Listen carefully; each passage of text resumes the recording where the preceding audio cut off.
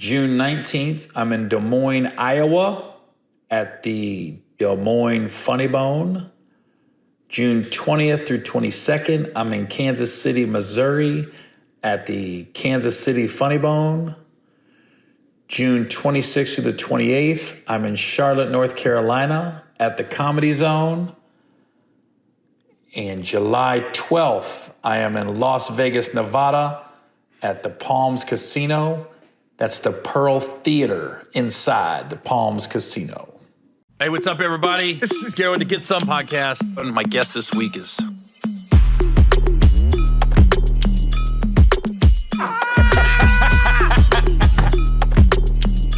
This motherfucker Gary.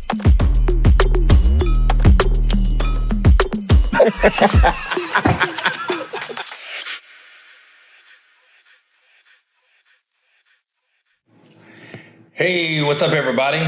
This is Gary Owen with the Get Some podcast. Let me get that straightened up.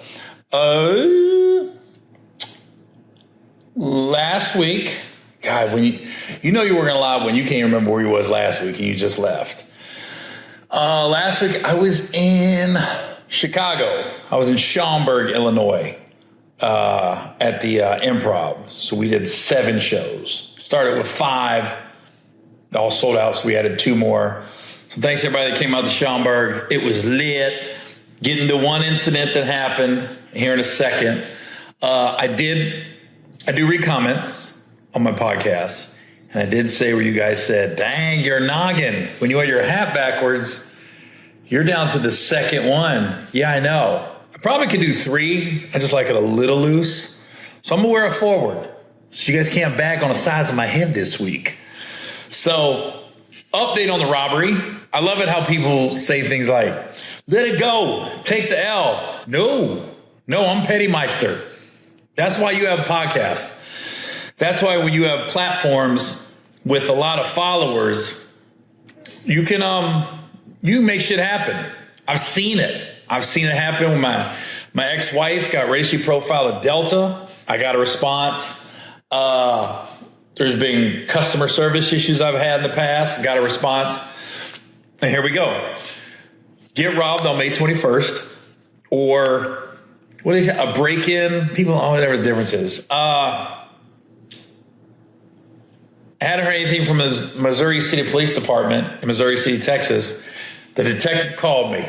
Because I don't know if she gave me the wrong email or I wrote it down wrong. Either one, she called me and she literally said, my video is getting passed around the police department on TikTok. I did a clip. We've been clipping up the robbery for the last 3 weeks. And at this point, I already know I'm taking an L.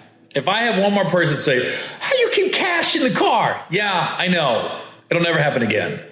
That was life, give me a checks and balance. I know that. I don't need you guys to reiterate that. Even the detective said it to me. I was like, I know. But she said it's getting passed around the office. So she gave me an update on my case. There's this thing, I don't know if it's just in Texas, it's called jugging. So let me give you the definition of jugging according to jugging car theft. And I never heard of it, but now I know. Let's see. Juggin, okay. Let's give all the information on it. Dang, May 19th. I thought my case was bad. Okay, let me tell you what jugging is. Jugging is a new crime wave in Houston where criminals target victims after they leave a bank or a luxury store and follow. Oh my gosh. Well, why'd it go to YouTube? I don't want videos. I want to know the meaning of jugging. Okay. Bank, Juggin, and North Texas. Here's what you need to know. Okay. Here we go. That's easy. What is jugging? Oh my gosh, dude. Can I just, I don't know. I had it pulled up. I didn't know I had to subscribe and pay for this website. That was my fault. So I know you guys right now going, come on, man. Let us know what jugging is. Jugging crime. Okay. Juggin, a guide for people to understand the thread, juggin. A troubling crime trend known as juggin has been increasing across the country. I think it started here in Texas, though. Juggin, or bank juggin, involves criminals targeting individuals as they exit financial institutions, ATMs, or drive-thrus with cash. Perpetrators typically observe the victims from a distance, sometimes using binoculars, follow them to their next location and commit the robbery. Jugging is a crime of opportunity. Criminals often select their targets based on visible cues like cash in hand, bank envelopes, or cash bags. The crime can occur on the premises of the financial institution or at another location, like the victim's home or another business stop. Increasingly, perpetrators are using social media to identify potential targets by monitoring check-ins with financial transactions posted online. Law enforcement agencies are urging the public to remain vigilant and avoid displaying cash or financial documents in public. They're going to give you the common sense things right now. Be aware of your surroundings. Credit unions should be vigilant of suspicious persons or vehicles in their premises. Record suspicious activities. Note description. Okay, yeah. Stay vigilant. Okay. Limit large cash transactions. Mine was large to some people it wasn't large. People can say, how much? I'm not going to tell you. Because whatever I say, I can say $50. Be like, we doing $50. I can say 50,000, which it wasn't. People be like, $50, you're an idiot. So that's all you know. It's between $50 and 50,000. But it's closer to 50. I'll put it like that. Stay in groups, conceal your valuables. ATMs is where jugging happens a lot. So I got jugged, is what they think, or it was an inside job. So this detective just broke everything down. She said, I can come watch the video. I haven't watched it yet, but she watched it right as she was on the phone with me. And she said, okay, you leave the bank at 1:35, just like my thing said. They go, you pull in, you park, not near anybody. The car pulled in like 2 minutes behind me, and then the guy backed in on another part of the parking lot. And they said, you walked right by his car. Or it was a truck. It was I don't know what kind of SUV it was, an SUV. They said, you rolled right by his car. And I'm like, what? And then they said, he waited a couple minutes. He waited like 10 minutes. Then he came to the driver's side, and he just opened his driver's side door, pulled through yours, tried to hit it real quick. Nothing happened. And then he realized, the security guard wasn't doing his job. He parked at another part of Lifetime Fitness parking lot, sat there for another 10 minutes. They said the security guard literally did circles around your car and then drove off. And then when the security guard drove off, the guy came back, and that's when he got the passenger rear view open. So he said, yeah, like I said, this wasn't a quick job. He said once he got the back window open, he dove into the car and he was in and out very quick. They said, but yeah, it took him a minute. And then they said the security guard, when they questioned him, or just not question him, but ask him, the dude took pictures of my car. He said, my car looks suspicious. I go, how does my car look suspicious? It's just a black car with black tint. I go, plus it's a really nice car. Usually really nice cars aren't out there committing crimes. So then he said he took a picture of some minivan or something. That's not the car that did the crime. So the problem herein lies, once again, with Bank of America. They got to subpoena them for their camera footage, and it takes a month to get their camera footage back.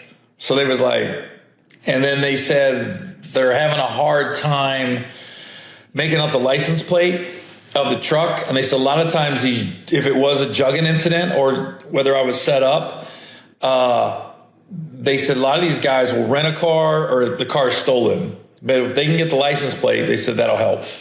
And so they're just waiting on the footage from Bank of America or the businesses around it, whatever the camera can get. They said, and they're waiting for another camera angle from Lifetime.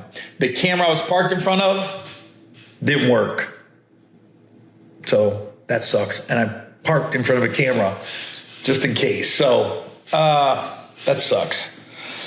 So it's not even about the money at this point. Yeah, I'd love to get the money back, but that money's gone. It's spent, and I'm sure he did something very financially sound with it. It's more of, I want to inconvenience this dick the way I've been inconvenienced, because I still don't have my car back. It's still getting worked on. I do have a loaner, great loaner. So my insurance covered the damages. So it's just the inconvenience of everything. When my car is fixed and I got to go back to the dealership, pick it up, So it's just the inconvenience of it all. And like I said, I'm glad I didn't go home. And you don't know how many people have reached out. We all say social media is toxic. Social media is, just not good for people. I'm like, there's anything you got something like social media, there's good and bad. But the good in this is, people have reached out to give me information, to tell me how to look up my case. The fact that the cops saw it in Missouri City, and I've said this, and I told the detective on the phone, look, I know in the big scheme of things, this is a very minor crime. Nobody was killed.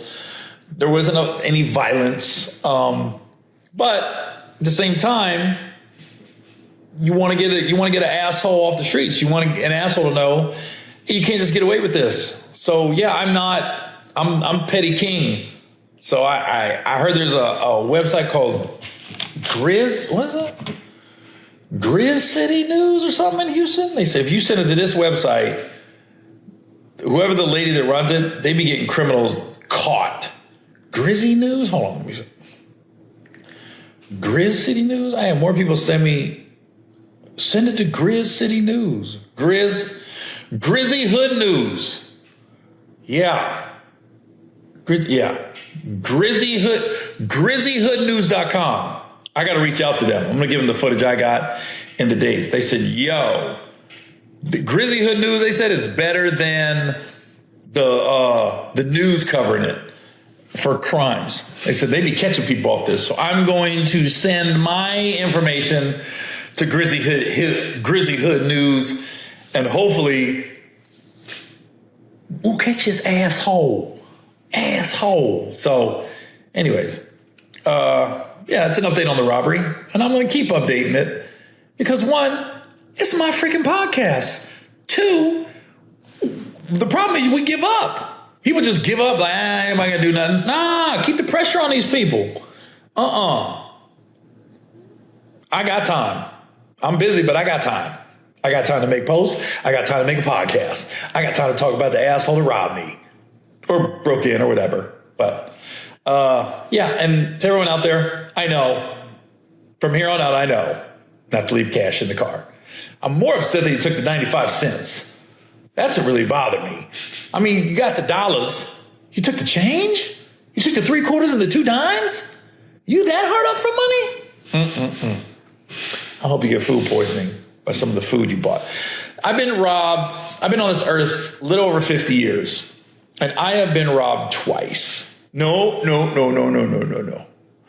My car's been broken into twice. This one and the other one was 30 years ago when I was in the Navy. I was living in a place called Imperial Beach, California. It's just south of San Diego. And somebody just broke into my Oldsmobile Cutlass, and I must have left the back door unlocked. This is before people had, this when you had a key, turn it. I must have left the back door unlocked. All they got was cassette tapes. I remember people my generation, people had the sleeve of cassette tapes.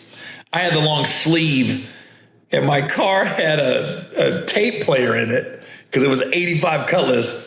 And it was funny because I was already getting ready to get a new truck.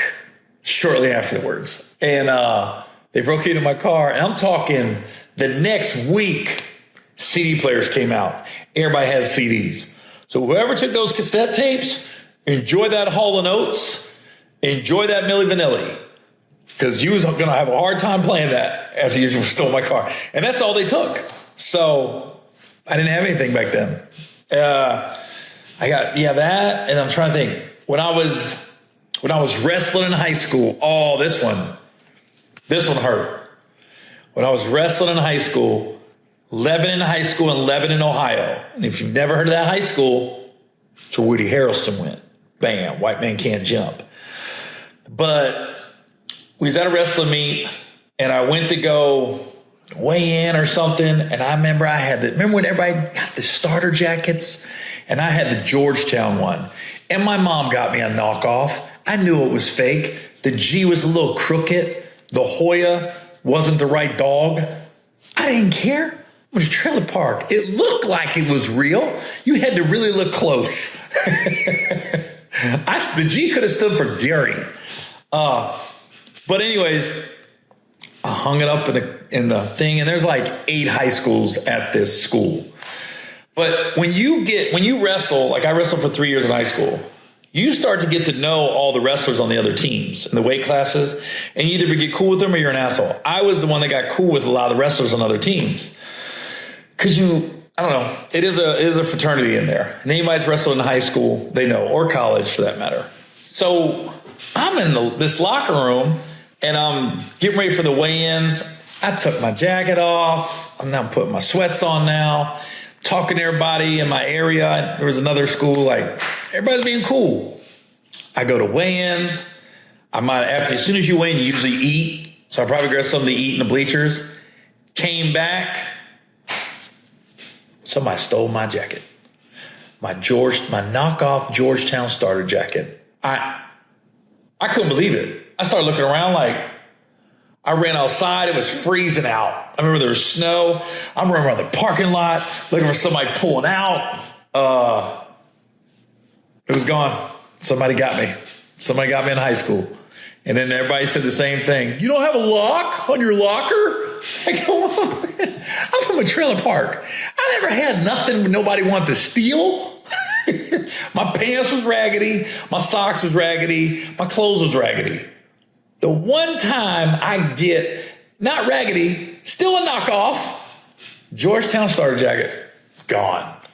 And I remember we had wrestling meets the rest of the year. I was looking for somebody to have that jacket on, boy. And then, So, never found it. And I think the only other time,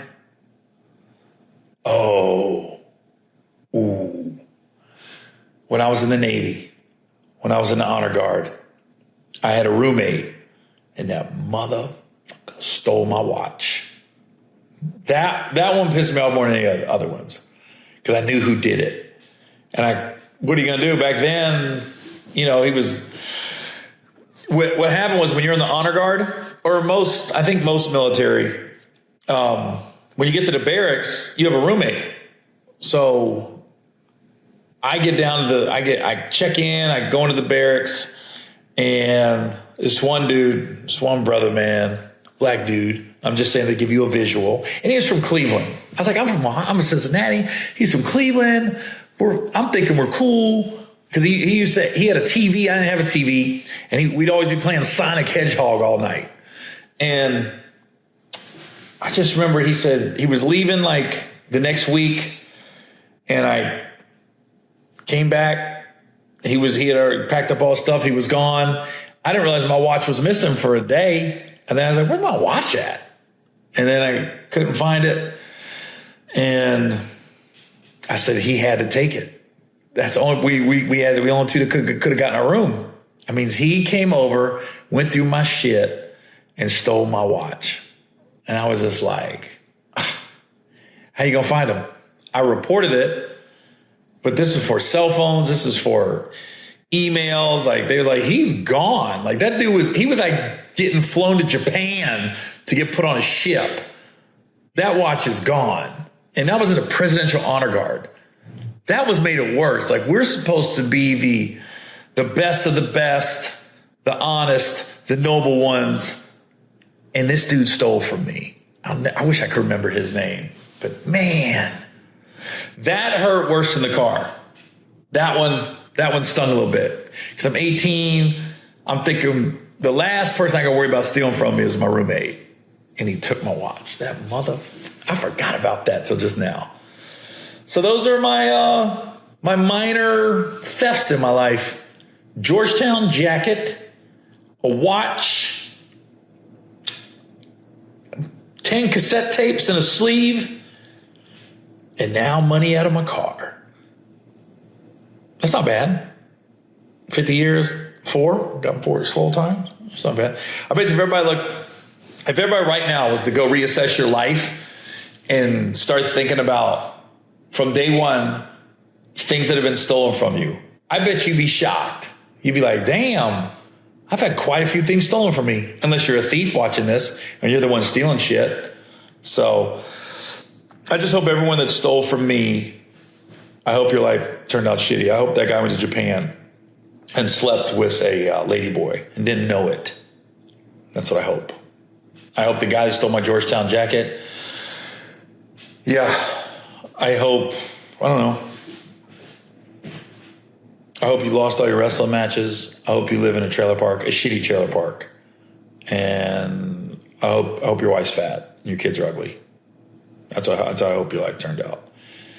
And to the guys that stole the cassette tapes, I'm like, all right, whatever.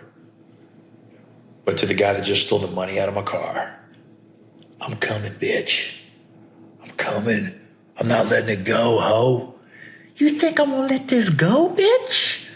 You got me fucked up. I got detectives on the line trying to help me. I got more law enforcement have reached out to me. Let me know, G. How can I help? I work for the county commissioner. I work for Missouri City. Boom, boom, boom. I'm like, we're gonna find this motherfucker. We're gonna get him. That's a fact. So, I don't know. Probably 2 years from now, you're gonna be like, Gary, what happened? I'll be like this. We're still looking. I hope we get him though. So, yeah. Hey, this podcast is brought to you by Blue Chew. That's bluechew.com. That's bluechew. Yeah. That's bluechew. Oh, shoot. It's on now. Listen, we all want to perform our best when it's time to be our best. And without telling you what goes on behind closed doors, we all know what goes on when those doors close. I know when my doors close and I got my lady with me, I know I want to let her know there ain't nobody out there like Gary. G to the A to the R to the Y. I want to know when I leave town, my lady's like, whoo, I can't wait till he gets back. You want to know why I know she thinks that? Because of Blue Chew, baby. Because Gary's bringing it. And yeah, I got a little help, but she ain't got to know that. Hopefully she doesn't watch this. Because if she does, then she's going to know, wait a minute. You've had some help. Oh, well, here's what it is. Too late now. I know you like it, so I'm going to keep doing it. So listen, got a special offer. We want Blue Chew. This is what Blue Chew wants. For everybody, we just want to make everybody's life easier. And by easier, I mean by getting harder. If you want to make your life easier by getting harder, discover your options at bluechew.com. We got a special deal for our listeners. Try your first month of Blue Chew free when you use promo code GETSOME. Just pay $5 for shipping. That's promo code GETSOME. Visit bluechew.com for more details and important safety information. And as always, we thank you, Blue Chew, for sponsoring this podcast. That was a long rant, but it is what it is. But think about that. Think about your life and think about how many times people have stolen from you. And I think you'd be amazed. It might be minor. Minor theft of $1. I got robbed $1. My dad picked me up one time and took me to an arcade. This is when you used to hang out at an arcade all day. And I was an arcade game. It was just so funny. And I'm saying the race because it's funny to me now. There's all these black dudes in this arcade and me. Here comes this little white dude. I'm like 10 years old. Boop, boop, boop, boop, boop. And my dad gave me like $5, which back then was like $25 at the arcade because all the arcade games were like a quarter or 50 cents. And I remember I don't know if you remember, you had the change machine. It only took like ones and fives. And it looked like a jukebox. And I put that $5 bill in there, and that change just went ding, ding, ding, ding, ding, ding, ding, ding, ding, ding, ding, ding, ding. And I saw everybody look. And I had $5 worth of quarters. And I just remember I was playing, and I was killing on like Gallagher or something. And all these brothers around me like, man, you killing that shit. You killing that shit. I had all the quarters stacked here. One dude must have swiped $1 quarters. He was leaning up, and I don't know if a hand came behind him, but they kept distracting me. And I just went, where's my dollar? Where's my dollar? These dudes were trying to help me look for it. I go, one of you guys stole $1. So that happened. Yeah. Mount Healthy, Ohio, if you want to know exactly where it happened. There was an arcade somewhere in Mount Healthy, one of them shopping centers. I had $5, and I only got to play $4 worth of arcade games. Somebody swiped 4 quarters because I had that stacked so neatly right next to me. And there were so many people around the machine. I go, this is a setup. They saw me coming. Little 10-year-old white dude. By the way, whose dad drops his 10-year-old son off at an arcade like that? White dude in a black neighborhood just popping in. What's up, fellas? So, all right. I forgot about that one. Now, if you want to say if I ever stole anything, yes. I stole a brownie when I was 5, and my mom made me walk back in and give it back. So I stole a brownie when I was 5 years old. I think I've ever stole anything else. Stole a brownie. I don't know. Stealing was never my thing. I was always worried about getting caught. So whenever guys are like, we're about to do something, like trailer parks, man, they've always coming up with schemes to steal from people. Like, hey, so-and-so's out of town, we can get in their trailer. And then we'd go in there, and I just never took anything. I don't know. I hung out with guys that did it for a little bit, but I never took anything. I kept thinking, I don't want anything in this trailer. And when I say stealing stuff, they were stealing like, guys would steal like, I don't know, change or nudie magazines or stuff like that. Like Hustler was a big thing. They'd be stealing Hustler magazines. I don't know what they did that for. So I think that, yeah, that's not been my thing. I can honestly say stealing was never my thing. Been hooked up sometimes. Remember when Jameis Winston they act like he was a big thief when that girl gave him crab legs at Publix. It's like he walked out and stole crab legs. Then come to find out the girl just gave it to him and told him to leave. I go, no, that was a hookup. That was the Heisman Trophy winner. The national title winning quarterback. Yeah, he don't pay for crab legs when he goes to Publix in Tallahassee, Florida. He gets those free. That was the hookup. But they made Jameis Winston like he was just the biggest thief on the planet. I go, nah, that was just a girl hooking him up. So I was watching a clip of Shannon Sharp's podcast when he was interviewing Terrence Crawford. By the way, I think Terrence Crawford's going to beat Canelo, and I'm taking all bets. If anybody wants to bet me on that, I'm game. I think Crawford's going to work him. Actually, Terrence Crawford, if they put unbothered in the dictionary, they should put his face up there. You ever see him in the ring? You ever see him do interviews? Nothing. His blood pressure never goes up. He never gets too excited. But he comes out and he says, yeah, I got 7 kids, and the last one was from a different girl. And Shannon Sharp was like, what? What'd you just say? He goes, yeah, the last one, different man. He goes, so, do your girl know? He goes, yeah, I had to tell her. And they go, what? How you do that? He goes, well, I found out the girl was pregnant, so I figured I got to tell her now. I didn't want to tell her when the baby got here. That'd be worse. And Shannon Sharp's going, well, how does that happen? He goes, I just told her I got a girl pregnant. And he goes, well, how did it happen though? And Terrence Crawford, he goes, I don't know, just being a man, just comes with it. It was so just like, hey, it happened. It is what it is. I got a girl pregnant and we dealing with it. I was like, there wasn't like, oh, I hurt. It was pain. How could I? I'm a terrible human being. It was like, yo, I'm the champ. I live in Omaha. I'm pound for pound the best boxer on the planet. Newsflash, girls want to fuck. Like, that's pretty much what it is. He's one of the greatest boxers of all time, in his prime, in Omaha. So that means he ain't going nowhere, and nobody knows who he is. Everybody knows who Terrence Crawford is in Omaha. So yeah, big shocker. Girls are gonna fuck the champ in the reign of him being and fighting right now. So that's pretty much what he said. But it was just the way he said it. It was so just, it happens. So if you get a chance to watch it, watch the clip. It's hysterical. And I think Terrence Crawford is going to beat Canelo. And I'll take all the bets you want to take. I'm in Vegas July 12th. I will be putting money on Crawford that night. Promise you that.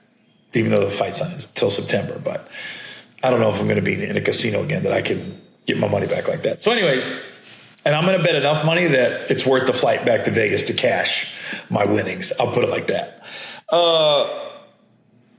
One thing, a couple more things I want to talk about. One, the plane crash in India. There was like 240 people on the plane. 239 people die. One guy lives.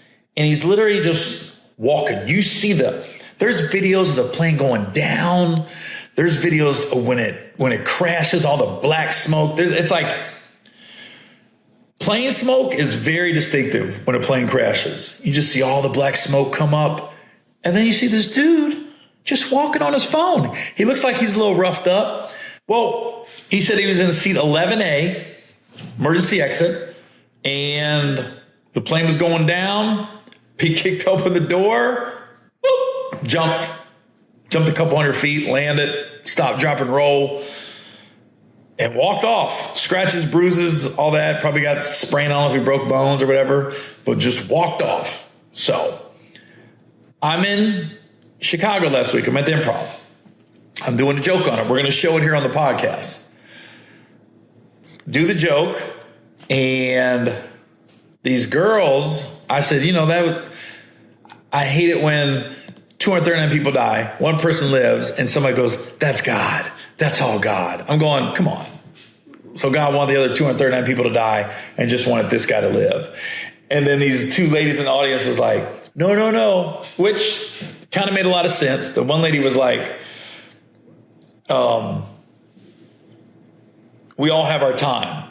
Whenever that is, we don't know when it's going to happen. And it just wasn't this guy's time, which made sense. But then another guy in the back of the room was like, bullshit. And I had a good little back and forth with everybody in the room. It was good. But you get these religious people on the internet that make comments like, be careful. I'm not following you no more. You're messing with God right now. I go, no, I'm not. It's a tragic incident. I'm making light of it. That's what comedians do. And by the way, it is a tragedy, right? My thing is, no matter how you die, we're all going to die at some point. No matter how I die, yeah, people are going to mourn. People are going to be sad. But please, at some point, start making jokes about me. Start cutting up. I don't want to just all be sad when you think about me. If I got eaten by a bear in the woods, yeah, the first week or so, you're going to mourn, but you better bag on me. And when I get to heaven, they better be bagging on me like, really, Gary? A bear in the woods? You ain't no better. I do a bit on it now, but I hope when we get to heaven, I hope people are capping on people. I hope we're laughing, because you feel better when you get that big hearty laugh. And some people like dark humor. I love it. I can't get enough of it. And I hope if we go to heaven, I hope people up there have dark senses of humor. That's the heaven I want to spend an eternity in. I don't want to go to heaven where we're judging. I don't want to go to that heaven, people on here saying all this religious stuff. Like, do you want to be that uptight for eternity? I don't want to be that uptight for eternity. I want heaven to be fun. I want to be laughing all day. I just want to, I hope we're sitting around going, how'd you die? Shut up. You died like that. You know, whether it's a plane crash, like even as tragic as a plane crash is, all 239 people on that plane, if they go to heaven and heaven's real, I hope when they get there, I hope they're looking around going, what are the chances? I wasn't even supposed to be on this flight. Oh my God, dude. I told myself don't get on the flight that day. I hope we're laughing about it and cutting up there. Same thing down here. I had a friend of mine who had a relative pass away. It was a girl. And he said he doesn't do well with funerals and death. And his family was asking him to really be involved in the planning of the funeral and stuff. And he's not comfortable with it. And he made a joke about what that person was going to wear in the casket. And they were like, we're going to put her in a beautiful dress and stuff like that. And he was like, well, and I guess the guy running the funeral home was like, hands will be crossed and we'll have a blanket on her and you won't see below. Basically, her torso down will be covered and half the casket's closed anyways. So he was like, trying to make a joke like, dude, let's just get her a shirt. Let that bottom half air out while she's down there. It gets hot in the summertime. And he said somebody in his family snapped on him. And he was like, and he called me like, Gary, you know how we are. He goes, that's how I deal with death, is I kid around and, you know, I want people to laugh. And I was like, dude, I'm the same way. But sometimes it's so raw. I see both sides of it. It hurts, but you got to realize some people just deal with death that way. I've had, because, you know, I'm friends with a lot of comedians. And I ain't going to throw any names under the bus, but man, I've had people die in our line of work, comedians, friends of ours.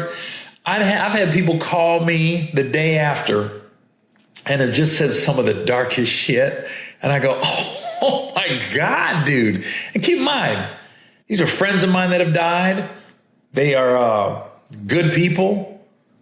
The person or people in the past that made dark comments the day after somebody died, I'd be like, oh, and they'd be like, dude, that's how I deal with death, man. And we're laughing about it, but we're laughing at the memory. It's making us smile thinking about that person. It's just people deal with death different. And these holy rollers that are on the internet making these comments saying, I got to be careful. God. I'm going, look, I hope God has a sense of humor. I hope he can laugh about some of the ridiculous shit and some of the ridiculous ways people die on this planet. I fly every week. Every time I feel a little turbulence, my stomach drops a little bit. Every time. I can't tell you how many times I've grabbed onto the armrest. Boom! You know what I mean? And if whatever my time is my time, but I hope people are laughing and smiling when they're talking about me. If, like I said, I could be walking along and struck by lightning. I'd be like, what are the chances? And I hope my comedian friends are like, that's it. Gary finally blew up. You know what I mean? He was always big. He was always doing all right, but he didn't blow up. And who would have known? He had to die to blow up, literally. I'll be cracking up. I'll be looking down, laughing my ass off. Like, really? You gonna say that about me now? I said, just wait till you get to heaven, brother. Wait till you get here. I'll be waiting on you. I can't wait to see how you die. I can't wait to see how you die. So that's all I'm gonna say about that. You know. Anyways, last thing. I read Desi Banks has a sitcom deal at BET, and I gotta admit, when I read what it's about, and I hope I'm wrong. I don't know how it could be funnier or better than what Desi's doing on the internet on a week-to-week basis. Because Desi's a comedian. I think he's one of the best. Him, Drewski, Trevor Wallace. These guys, man, I love following their pages because Drewski, when he does the Alabama shit, when he played the white dude, when he was playing Mexicans, how they be, the TSA agents. Desi, I've done a couple sketches with them, but some of the stuff Desi does, I be dying. And I just think, I hope he knows, and I hope he sees this. And this is not a knock to BET, but BET needs Desi more than Desi needs BET. And what I mean by that is Desi's fine with or without this sitcom.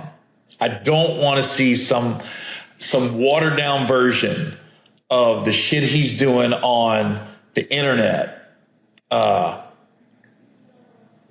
Because you're going to have people in his ear that don't know him. And they're, I'll just say this. I hope Desi, this is a success. I hope Desi realizes the power he holds and to bring his people on, the people that he wants to work with, the people that he wants to write on it. Don't let the network force their people on them or on you if you see this, Desi. I can't. I've seen it too many times in the business. You're looking at a guy that's had probably 10 holding deals, shot a couple pilots. I've had good experiences and I've had nightmare experiences when it comes to writers and putting a show together. I walked away from a show at Fox because we were greenlit. We were going. And when I saw the script, I went, I'm not doing this. I am not doing. This was so bad. And I met with different writers and I thought these guys had me. They kept wanting to put in a Jewish character. And I go, we was basing the show out of Indianapolis and I was a garbage truck driver. I mean, I was a garbage man, not driver, garbage man. And all my friends were garbage men. And they wanted literally a Jew with the yarmulke on all day to be picking up garbage with me. And I go, dude, I grew up in Cincinnati and I've been to Indianapolis. I don't see Jewish people like that doing these type of jobs. I don't see a lot. I didn't know. I never saw Jewish people until I went to New York and LA, honestly, like with the yarmulke and everything. I just didn't. It wasn't in my world. But these guys were forcing it. And then this would make me walk away from the deal. My wife is black. And they had a scene where we were getting frisky in the bedroom. And then they had me afterwards. They would cut. We came back and I said something like, yeah, you know it was right because it's white. Or, I'm white, but that sex was right. Something like that. And I go, who says that? Who says that? Who says that as a married couple, by the way? I was like, I'm not doing this. I walked away from the show. It's like, no, Gary. Literally, my agent manager at the time was like, no, do it. And then once the show goes, just shoot the pilot. And then once if the show gets greenlit, then you can tell these people what you want and don't want. I said, I'm not falling for that. And I wasn't doing as well as I am now. I just walked away because I go, I will get crushed by the critics. The writers won't get blamed. I will get crushed by the public. And it'll be Gary Owen because this was my sitcom. And I walked away. And I just want Desi to realize the power he holds. And I just don't want anything to get watered down. Because what he's doing now on Instagram, YouTube, TikTok, I don't know how they're going to capture that in a sitcom. I could be wrong. But when I saw it, I went, I just don't want him to become a watered down version of himself. I've seen it a lot. So this isn't a warning. This is me rooting for Desi. I want him to be like, yo, bring some funny people on your show behind the scenes, writing and people you're comfortable with. and get that experience, and don't let all these chiefs tell you what you should be doing. Oh, this is what we got to do. Be like, nah, dude, I got the numbers. I'll show you what we got to do. So I hope. I'm rooting for Desi. I'm a fan of Desi's. Great brother. But I just, I don't want a network to water him down, is what I don't want. Because that shit he puts out on Instagram and TikTok and stuff, every time I see it, I'm like, it's so simple. It's so simple. And he just captures it. He captures exactly how people act and how they be feeling in some of these ridiculous situations. So that's my 2 cents. Desi, just realize they need you more than you need them. And this is not like, it's not like BET's struggling. Don't take it that way. I'm just saying, if I'm running BET and I give Desi Banks a show, I'm sitting down going, okay, let's collaborate for real.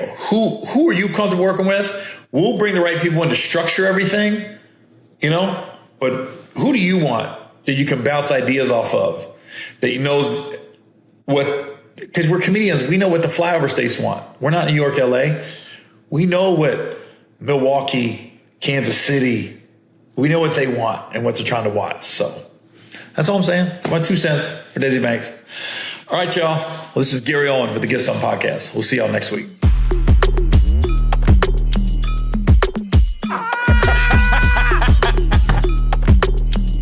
This motherfucker Gary.